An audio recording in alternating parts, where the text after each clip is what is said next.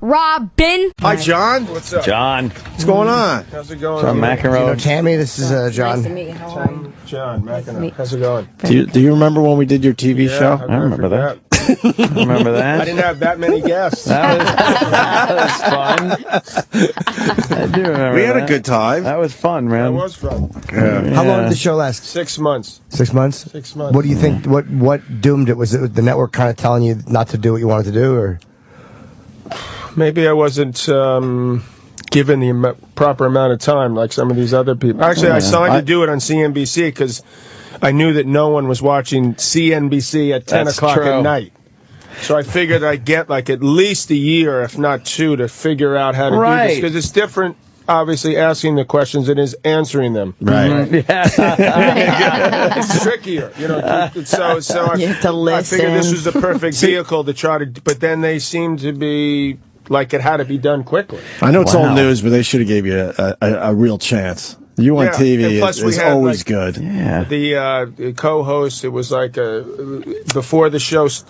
I can't even hear myself think here. There it is. There it is. So the co-host right before this guy, we were like, look, this isn't working at all. This is just, we got to get somebody else. And they're like, no, I think this will work. Right. And it just was like complete oil and water. Wow, yeah. I'm like, and we got to get somebody else. No. And all the producers were like, we got to get rid of this guy. But there was somebody. He must have had some info on some people. One other point, and then we can move on to other things. We've been lucky enough to do a few TV shows in our careers. You had the scariest audience ever. I don't know where they busted. That's Remember? right. I don't know where they bust them in from. Only half of them are homeless. It was homeless. It was homeless and crazy people. There was some guy right in the front row Do you that was remember like this? stink-eyeing us the whole We're time. like, wow. I would have protected you. You should have called. Yeah, right? Yeah, it was Troublemaker. okay. We were over in New Jersey. You know, that's not the easiest place to get an guests audience. either. To get some It wasn't live like audience. if they got the next movie that Will Ferrell was in, although he was nice enough to be my first guest, which was nice. Oh, but right, yeah. it wasn't like, all right, let's do the McEnroe show. Forget Letterman and Right. now Jimmy Fallon. And So since you did interviews and you had to go kind of like work that muscle, do you find that you give interviews any different? Because since I've been doing this, when I do interviews now, I find like I know what the other guy's going through on the other side, so I try to fill the space a lot better than I would have before I did interviews on the other side. Does that make I any think sense? you understand the good guys, if you're doing well, let you do your thing. Letterman was always great at that. He seemed to be able to sort of sense if you needed a little bit of a help or a nudge.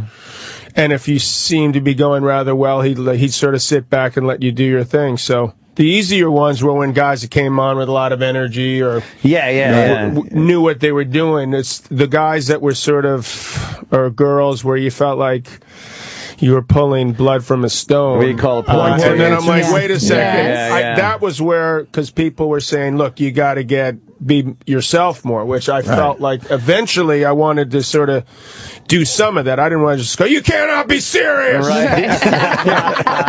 The first line. It would come off as insincere. Yeah. So, and also, it wasn't that easy getting guests. So a lot of people were nice enough to come on, including some people I knew or had known for many years or seen, like an Elton John was nice enough to come on. I'm not going to go blast the guy. You know, he's coming, he's going out of his way to come on this show. You're going to just yell at him. So tell us, why did you really get married that time? You know, some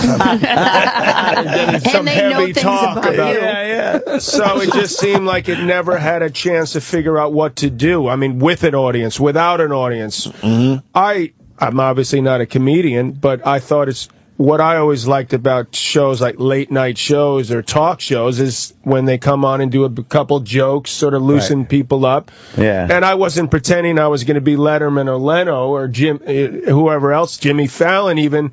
He's not a stand-up per se, but he started to do it. Or maybe, was he a stand-up? I worked with Jimmy before he got SNL, yeah. I think he was a younger stand-up, though.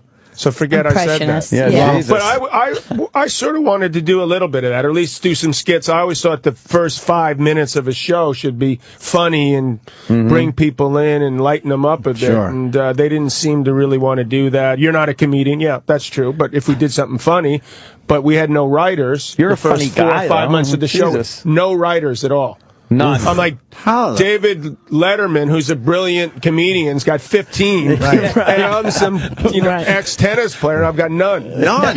So, how does... I didn't know that. You should have called us. Finally, in the last couple months of the show, we got a couple writers that we were able to hire while trying to unload a couple of people that didn't seem to be fitting that well with the show. How much stress were you feeling, knowing you had no writers to kind of help you out a little bit? I'm definitely feeling some stress. I think the toughest part was doing so many 3, 4, 5 shows a week. Right. I mean, you guys probably know something about that. But on TV, when you're sort of come on and you feel like you're constantly doing homework, because I wanted to sort of feel like, sorry, I'm not looking over that way. That's okay. No, I totally Yeah, get it. this console's set up like that it's sort to of be set a up this snob. way. Yeah. It's a guy setup. I don't take it. That's right. I don't Guy's take it. setup. I don't take it. She doesn't really personally. matter. But it's anyway. tough to even sort of know a lot about. You want to feel like you want to ask something that not everyone has asked, and you feel like you're constantly doing homework. What was that I missed? I said that she doesn't really matter anyway. That's right. But I'm not going to go there. Sorry. You mean watching a movie just because that person's coming Right. on, or reading a book just because they're coming on? Exactly. And if Which you, in some cases is good. but if a book stinks, there's nothing worse than plowing through a dog shit This book. was a really boring book. But, Well, we just make believe we didn't see the movie. A lot of times we're forced to see the movie or read the book, and if it stinks, we'll just make believe we didn't see It's the like, movie. oh, yeah, we're going to catch it. Or if we don't like it, then we'll definitely bring up how bad the movie was. Have you done Oh that? God, yeah, because we do this every day. We kind of do things just to kind of entertain ourselves. It's so Put fun. someone in a tough spot in this room. Or you find the one good thing in the movie, like what the jackets. Whoever picked those out. What a terrific Just job they obsessed did. about the jackets. I think, John, you're promoting Dove. Are you the new spokesperson? I am the new spokesperson for the Dove campaign, Dove Men's Plus Care deodorant. Anti-irritation. So I sort of fit into that. If you can calm John McEnroe down. I get that. But actually, I mean, in some cases, it makes sense, and to me, this one does, because I'm part of Dove's a big sponsor of the marathon. Okay. So we're sort of focusing in. I did some online videos and commercials on to sort of promote after what happened last year, not even having the marathon. Yep. Earlier this year with Boston, I think this brings an added significance to this one being spectacular and great. So for me, being a New Yorker all my life, living on the Upper West Side, going to the marathon, watching it, seeing these lunatics run 26.2 miles, the idea of sort of partnering with Dove, Men Plus Care, seemed to make sense. And I got to be a coach and not have to do the marathon this year. So if they like what I do, maybe... I'll give myself a year, possibly. I mean, I'm pretty fit, but I'm not fit enough or quite wacky enough to run that type of distance. So maybe next year. I like seeing this version of you because you live in our neighborhood. I see you a lot, and you are so not approachable. That's not true. Wow. It's just you. I guess the days when you approaching me all the time. You got the I wear a hat, the glasses, and you're like. He's got somewhere to go. No, I don't loser. I don't even mean that in a bad way. I don't even mean that in a bad way. But wow, I like this version. Well, then where do you live? On the Upper West Side? Yeah, near the river. Okay, so to me, there's more and more buses, tourists coming along, and I sort of feel like I'm coming back from my gym or workout or in the park, and then they go, and walking up the street now is John McEnroe. I just don't want them to say either A, like they're taking pictures of B, who the hell's John McEnroe? I need to hopefully get a little bit of solace during that time where I've had a good workout, walk back home, sort of. I love this city, but it's getting a little hectic and seems to be more crowded than ever. I don't want to confuse it. I understand. I mean, I understand that you don't want to be bothered all the time. That's all I'm saying. And by the way, I actually probably, which is the good news, 99% of the people who do come up to me say nice things. Yeah. Which the percentage has gotten better over the years. Yeah. It wasn't quite 99 for a while. A few ugly years there in the 80s. There were some ugly years. I used to love watching you play tennis, man. I think a lot of people I love say that documentary that they just did recently about the Fire and rivalry, Ice. And were you happy that Bjorn was bald? He is? Yeah, he's bald now. No, he isn't. I wish he was. No, I'm kidding. You have to be happy. He's not Yeah, bald at all. He's got a bald. great head of hair. No, it's all short and shorn. Well, it's short, but it's... Because it looks like it's She's you talking can about barely Bjorn. see She's it talking there. about Bjorn Borg. Yeah, we of did course. a documentary, Fire and Ice. It was on HBO about a year and a half really ago. good. And it was great to do that, especially with Bjorn, because we have this incredible history. And only guy that I've ever played against, probably, that I didn't have a problem with. We didn't get into some type of fight on or off the court, so we had a lot of fun together on especially memorable matches. Off the court, we had a lot of fun. Great friends. So to be able to do this now, but he's got that sweet hair. I'm very envious of his hair. He could grow it long. Yeah, absolutely. Why did you have a problem with most of the guys you played? That's how you become a great athlete. Is he You're competitive, acting as my right? psychiatrist now? Or? Yeah. That's probably how you become an elite athlete. Let's move to the couch over there. And, Yes. you need some It's a little uncomfortable, this chair. Who hurt little Johnny? It was great to watch, though. That's what I hate all this sportsmanship. It's too much sports. I did have, since this is satellite and you guys like racy stuff, I'll give you, and Jim mentioned this, that I was brought up Catholic. I'm going to say something I never told anyone. No, a number of years ago, the priest that was in my parish was arrested for inappropriate activity. So, and I was unaware of this. So my mom calls me and says, "John, did you hear?" I'm not going to mention names. Did you hear about the father? And I said, "No, I didn't." Well, he was arrested for child molesting, etc. So I go, God, that's too bad. That's horrible. I mean, I never would have thought that with him. And then she says, there was this hesitation. And she said, did he ever do anything to you? And then I realized, Jim, that could have been my out for everything I had ever done. Yes. And sometimes we still get together. Maybe you're angry because he didn't.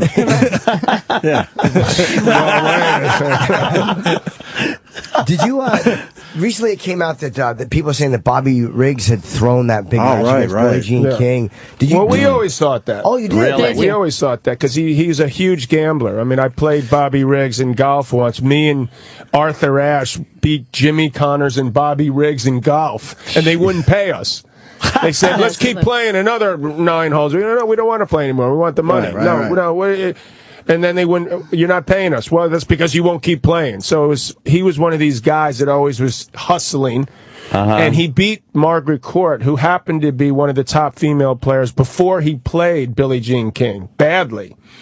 But he was a rather aged guy. Actually, he was somewhere in the neighborhood of how old I am now. I think he was 55, 56 possibly when he played Billie Jean King. And the way he played, how pathetic he performed, made guys believe, or maybe we wanted to believe, that this pathetic performance was due to the fact, and rumor had it that he had done this. Now, took the having fall. now at 54 years of age and the body sort of giving out more often, you could see why there'd be certain days where it wouldn't be that great a day, where you could possibly have had a bad day.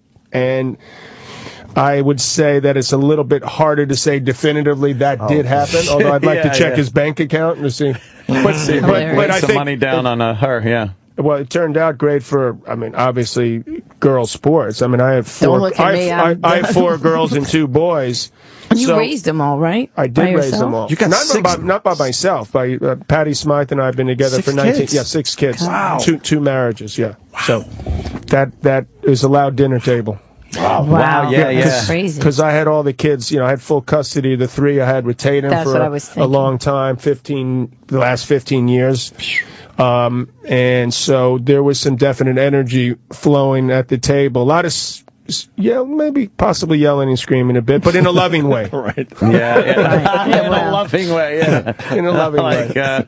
It's great to have kids. It keeps you some sort of good perspective. What about you, Jim? What's your story? Never had kids. Never even came. I feel like I realize what it is. I'm a sex addict, but B, I think I'm afraid of like once you get married, once you have kids, then adulthood starts. And even though I know intellectually where I'm at in my life, I'm fucking close to being finished. But it scares me to acknowledge that in a way that's undeniable. Like with a kid, you can't deny that kid's getting older and you're getting older. I think that's what's freaked me out. Or maybe I'm just selfish and I don't like taking care of anything. Yeah, me too. It's probably very both. selfish. It's a little I'm very mature, though. What about the fact that you're not going to have a little one? Don't you want to have someone like a little Jim Norton? I don't know. It's only good so you don't go to a nursing home. Wouldn't that be unbelievable to see that? It's kind of cool, I gotta tell you. The apple didn't fall far from the tree? Yeah.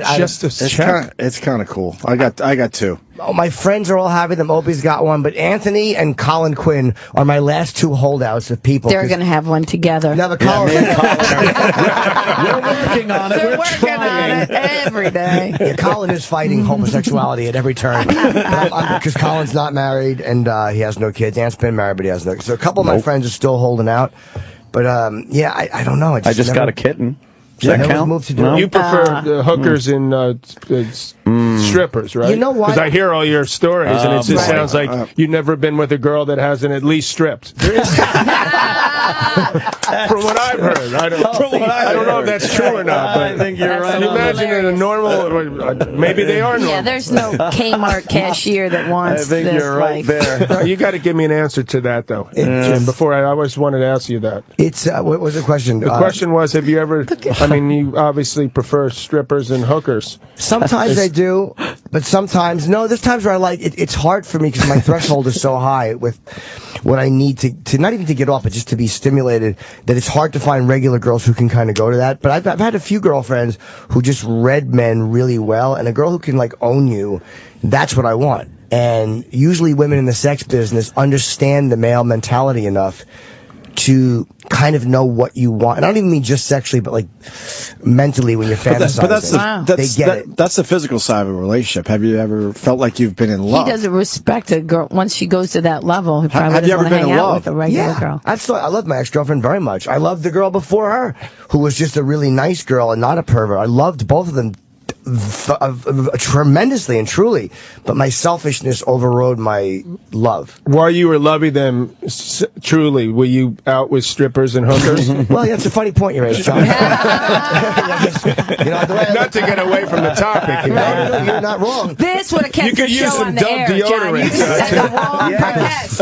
You had the wrong guess. It doesn't irritate. Especially with things I was doing. Irritation. So when things get a little... I would have rubbed deodorant on my mouth. Actually, it might have been more for your girlfriends, but this is, guy deodorant. Sorry. Well, yes, but I did do things I shouldn't have done, but I still love them. Because the way I looked at it is when I was drinking, I stole from my mother and my grandmother to drink, and I stole from my father to drink. And I love them. So it's like sometimes you cheat in a relationship, you still love the person, but just serving that other need becomes so much more.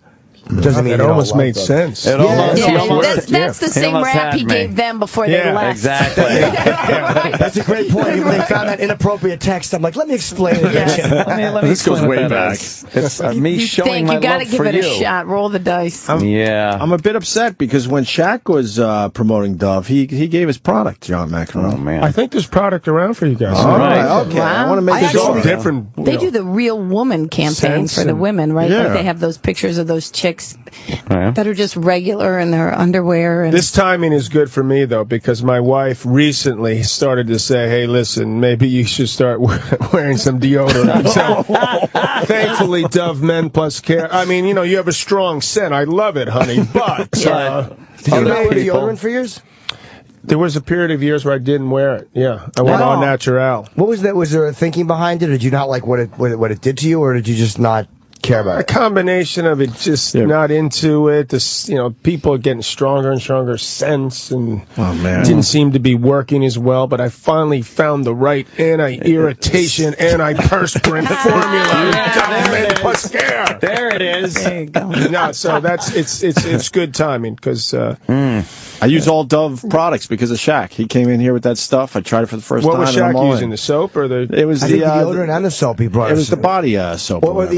There's a few things. I use the deodorant. I know that. It was great. And the deodorant I use, yeah. And with the deodorant, I'm weird. Like I like sometimes when a woman doesn't wear it. If the chemistry, but I do. John's laughing, of course. But if the chemistry is right, I love that. I don't want. I told girls, I'll fucking throw the deodorant out if you bring it over my house. Wow, if it's not right, that's brutal. Yeah, but you don't want to be with a person like that anyway. That's got that foul, awful scent that that's nature just telling you like don't reproduce. When they're barking. You're talking about a blubber below the barking. Moldy. Both. Yeah. Just somebody being, clean. Everybody knows, and you clean know when is you important. stink. You want clean.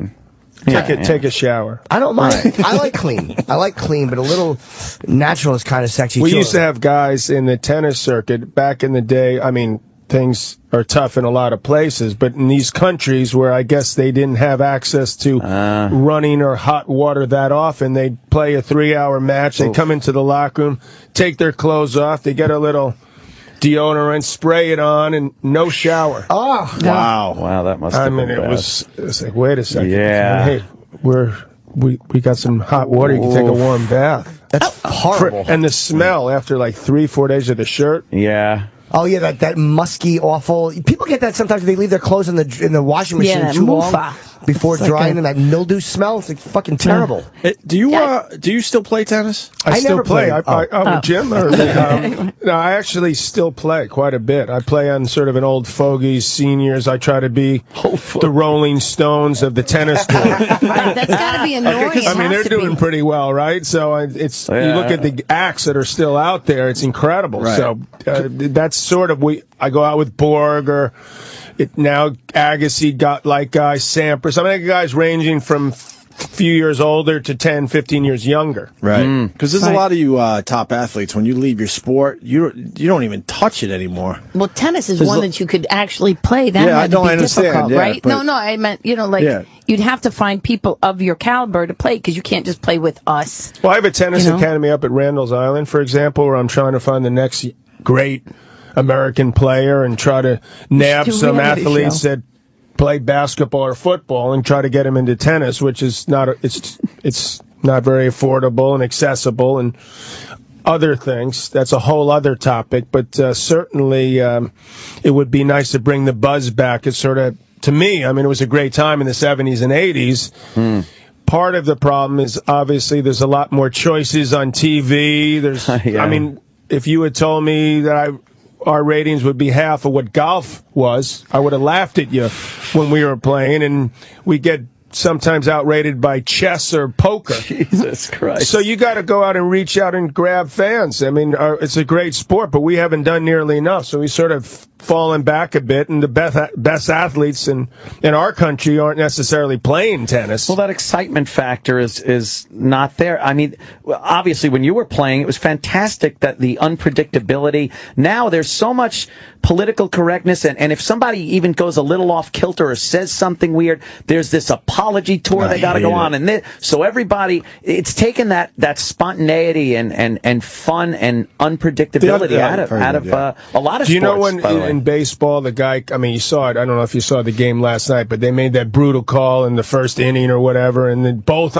managers come out and they're screaming, and people love that, right? But they don't have the mic right there. They're probably not saying, hello, how are you? Right. That would be the great job, pal. Yeah. But we don't have the power for whatever reason. I mean, if you're on a football field during the Jet New England game, something tells me that they're not out there when they're banging into each other saying, good hit. Yeah. I mean, they're out there saying things that aren't printable or you don't want to hear. No, but everyone would love to hear that. Well, they'd love to hear it, but it's almost, in a way, it's sort of nice if you don't, but you know that it's happening. You know it's happening, right. In tennis, they heard everything we were saying and magnified. So it was like, oh my God, John McEnroe said shit. I can't believe this. Yeah. You suck, to the umpire. And all of a sudden, I'm Attila the Hun. Meanwhile, you're right. Every other sport, they're saying things 10 times worse. And so we weren't protected. And so then they thought it was like, oh, the inmates are running the asylum, me and Connors and Nastasi, so they have to stop that. Right. Which I think was a huge mistake, instead of sort of shifting it and handling it a different way. It's also because tennis and things like golf are individual sport. Like a team sport doesn't really need the help, but I think the individual sports, they need a couple of personalities that almost rise above the sport, which ropes people in, and you did that for tennis. I think Tiger did it for golf. Tiger did it for golf. Boy, I think the Williams sisters had part of were very, very intriguing in tennis. But it's a great story. You don't have enough big personalities in tennis lately. You have to encourage personality, which they discourage. Right. You're totally right. Like boxing, you want to know what's wrong with boxing? They're all guys that seemingly they're from like Kazakhstan or Russian people. I mean, they're good fighters, but they're not. You don't have a good personal backstory or connect to them, right? Yeah, and we do need in a sport. I mean, it helps if you have a great American. Right now, we have 4 of the best players, maybe the 2 greatest players that ever lived, Nadal, Federer. But it doesn't have that same sort of interest level, even though they're incredible, that if we had an American in the mix that was sort of battling these guys, I think it obviously would help. So, I mean, that's why it's so important to find some. We like knowing the personalities of people and having them be different, not just robotic sports players, but they do. They kind of take that and squash it. In football, they don't want him spinning the ball or celebrating or anything. It's kind of fun. Look what they did to Terrell Owens. I mean, whether you liked him or hated him, he was a personality, and they took it right out of him. All those films. Wait a minute, they did? Everything. I know what you're intimating, but I don't think they took it out of him. But he probably would have been better off playing tennis. Because he's an individual in like a team game. But he was about, I think some people would say that it was about him. I think it was pretty safe to say that this guy was a phenomenal athlete, that was a great football player, maybe borderline Hall of Fame player, but he was all about Terrell Owens. It may be that way. He himself was out of the game because finally they got numerous chances by numerous teams, and it continued to be more and more Allen Iverson in baseball, basketball. He did that to himself. But Terrell was a great athlete when he played the game with his team. So was Allen Iverson. Allen was a great athlete, but I think he wasn't X'd out by the management. You should have we'll do a poll. Who's it more about themselves? Allen Iverson, Terrell Owens, and try to come up with a couple other names. Chad Ochocinco. It's individuals in a team sport. You change your name to Ochocinco. You're wanting some publicity. Right, and then you have to change your number. Do you your wife? She's still she's still well, she hasn't done much. I mean, with the 6 kids that we've had together has complicated things. But we've been together 19 years. She's actually, I mean, she should be doing this more to me because she's one of the few people that I've seen at her age that still hit the notes and sing the same key that she sang when she sang Goodbye to You 30 years ago. And we always rock out. And she's also looks good still. And she, I mean, so to me, I'd like her to get out there, but obviously it has to. Well, she's written a lot of great songs. To me, I hear these songs that she's written. I'm like, get it out there. But obviously, in this business now, it's difficult to know how to do it. Yeah, that's true. The way to do it, the right producer. Totally different business now. It's so different and I'm just like, just do it. No. Yeah. I mean, it's easy for me to say. Am I getting kicked out? Or? No, your people. I guess you're promoting. This was great. Hopefully, Patty will do a record. And you guys have her on would be awesome. Oh, you wouldn't. There's all these great tunes. Yeah. It's Dove Men Care. They're saying even another interview. DoveMenCare.com. And I really like John McEnroe a lot. John's a lot of fun. Come back and see us, John. Let her come and visit.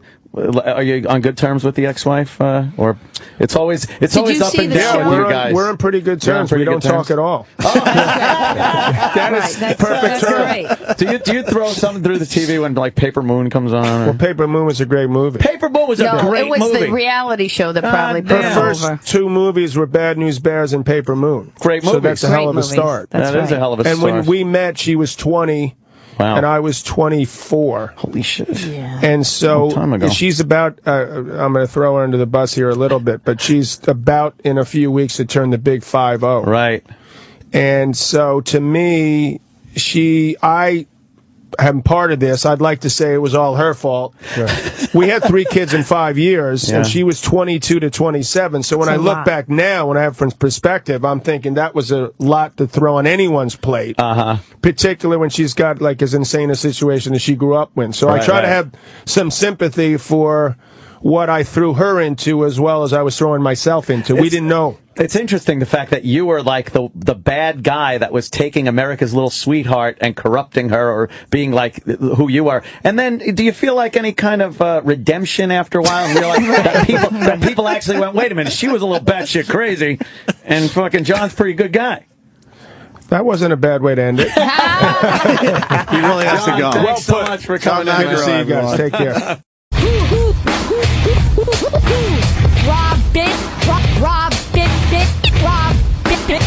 baby.